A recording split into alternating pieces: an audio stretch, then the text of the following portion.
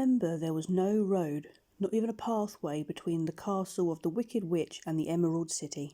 When the 4 travellers went in search of the witch, she had seen them coming, and so she sent the winged monkeys to bring them to her. It was much harder to find their way back through the big fields of buttercups and yellow daisies than it was being carried. They knew, of course, they must go straight east towards the rising sun, and they started off right away. But at noon, when the sun was over their heads, they did not know which was east and which was west, and that was the reason they were so lost in the great fields. They kept on walking, however, and at night the moon came out and shone brightly, so they lay down among the sweet-smelling yellow flowers and slept soundly until morning, all but the Scarecrow and the Tin Woodman. The next morning the sun was behind a cloud, but they started on as if they were quite sure which way they were going. "If we walk far enough," said Dorothy, "I'm sure we shall sometime come to a place." But day by day passed, and they still saw nothing before them but scarlet fields. The Scarecrow began to grumble a bit. "We've surely lost our way," he said, "and unless we find it again in time to reach the Emerald City, I shall never get any brains." "Nor my heart," declared the Tin Woodman. "It seems to me I can scarcely wait till I get to see Oz, and you must admit this is a very long journey." "I see," said the Cowardly Lion with a whimper. "I haven't the courage to keep trampling forever without getting anywhere at all." Then Dorothy lost heart. She sat down on the grass and looked at her companions, and they sat down and looked at her. And Toto found that for the first time in his life he was too tired to chase a butterfly that flew past his head. So he put out his tongue and panted and looked at Dorothy as if to ask what they should do next. "Suppose we should call the field mice," she suggested. "They could probably tell us the way to the Emerald City." "They sure could," said the Scarecrow. "Why didn't we think of that before?" Dorothy blew the little whistle she had always carried about her neck since the Queen of the Mice had given it to her. In a few minutes they heard the pattering of tiny feet, and many of the small grey mice came running to her. Among them was the Queen herself, who asked her in a squeaky voice, "What can I do for my friends?" "We've lost our way," said Dorothy. "Can you tell us where the Emerald City is?" "Certainly," answered the Queen, "but it's a great way off, for you have had it at your backs all this time." Then she noticed Dorothy's golden cap and said, "Why don't you use the charm of the cap and call the winged monkeys to you? They will carry you to the city of Oz in less than an hour." "I didn't know there was a charm," answered Dorothy in surprise. "What is it?" "It's written inside the golden cap," replied the Queen of the Mice. "If you are going to call the winged monkeys, we must run away, for they are full of mischief and think it's great fun to plague us." "Won't they hurt me?" asked the girl anxiously. "Oh no, they must obey the wearer of the cap. Goodbye." And she scrambled out of sight with all the mice hurrying behind her. Dorothy looked inside the golden cap and saw some words written upon the lining. These she thought must be the charm, so she read the directions carefully and put the cap upon her head. "Epe-pe-pe-ke-ke," she said, standing on her left foot. "What did you say?" asked the Scarecrow, who did not know what she was saying. "Hillo, holo, hello," Dorothy went on, standing this time on her right foot. "Hello," replied the Tin Woodman calmly. "Zizzy, Susie, Zeek," said Dorothy, who was now standing on both feet.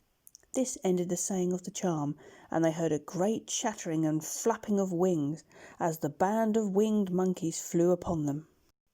The king bowed low before Dorothy and asked, "What's your command?" "We wish to go to the Emerald City," said the child, "and we've lost our way." "We will carry you," replied the king, and no sooner had he spoken than 2 of the monkeys caught Dorothy in their arms and flew away with her.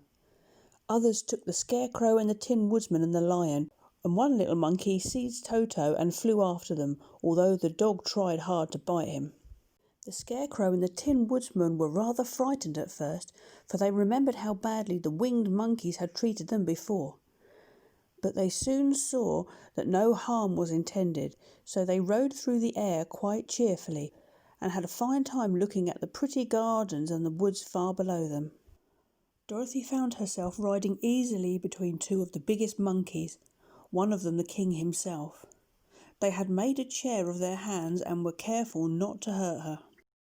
"Why do you have to obey the charm of the golden cap?" she asked. "Oh, that's a long story," answered the king with a winged laugh. "But as we have a long journey before us, I will pass the time by telling you about it if you wish." "I should be glad to hear it," she replied. "Once," began the leader, "we were free people living happily in the great forest, flying from tree to tree, eating nuts and fruit, and doing just as we pleased without calling anybody master. Perhaps some of us were rather full of mischief at times, flying down to pull the tails of animals that had no wings, chasing birds and throwing nuts at people who would walk the forest, but we were careless and happy and full of fun and enjoyed every minute of every day. This was many years ago, long before Oz came out of the clouds to rule over this land. There lived here then, away at the north, a beautiful princess who was also a powerful sorceress. All her magic was used to help the people, and she was never known to hurt anyone who was good. Her name was Galette, and she lived in a handsome palace built of great blocks of ruby. Everyone loved her, but her greatest sorrow was that she could find no one to love in return, since all the men were much too stupid and ugly to mate with one so beautiful and wise. At last, however, she found a boy who was handsome and manly and wise beyond his years. Galette made up her mind that when he grew to be a man, she would make him her husband. So she took him to her ruby palace and used all her magic powers to make him strong and good and lovely as a woman could wish. When he grew to manhood, Quilala, as he was called, was said to be the best and wisest man in the land, while his manly beauty was so great that Galette loved him dearly and hastened to make everything ready for the wedding. My grandfather was at time the king of the winged monkeys, which lived in the forest near Galette's palace, and the old fellow loved a joke better than a good dinner. One day, just before the wedding, my grandfather was flying with his band, and he saw Quilala walking beside the river. He was dressed in a rich costume of pink silk and purple velvet, and my grandfather thought he would see what he could do. At his word, the band flew down and seized Quilala, carried him in their arms until they were over the middle of the river. Then they dropped him into the water. "Swim out, my fine fellow," called my grandfather, "and see if the water has spotted your clothes." Quilala was much too wise not to swim, and he was not in the least spoiled by his good fortune. He laughed when he came to the top of the water and swam into shore. But when Galette came running to him, she found his silks and velvet all ruined by the river. The princess was angry, and she knew of course who did it. She had all the winged monkeys brought before her, and she said at first that their wings should be tied, and they should be treated as they treated Quilala and be dropped in the river. But my grandfather pleaded hard, for he knew the monkeys would drown in the river with their wings tied, and Quilala said a kind word for them also, so that Galette would finally spare them, on condition that the winged monkey should never do 3 times the bidding of the owner of the golden cap. This cap had been made for a wedding present for Quilala, and it is said to have cost the princess half her kingdom. Of course, at once, my grandfather and all the monkeys agreed to the condition, and this is how it happens that we are 3 times the slaves of the owner of the golden cap, whoever he may be. "And what became of them?" asked Dorothy, who had been greatly interested in the story. "Quilala, being the first owner of the golden cap," replied the monkey. "He was the first to lay his wishes upon us. As his bride could not bear the sight of us, he called us all to him in the forest after he had married her, and ordered us always to keep where she could never again set eyes on the winged monkey, which we were glad to do, for we were afraid of her. This was all we ever had to do until the golden cap fell into the hands of the Wicked Witch of the West, who made us enslave the Winkies and afterward drive Oz himself out of the land of the West. Now the golden cap is yours, and 3 times you have the right to lay your wishes upon us." As the Monkey King finished his story, Dorothy looked down and saw the green shining walls of the Emerald City before them. She wondered at the rapid flight of the monkeys, but was glad the journey was over.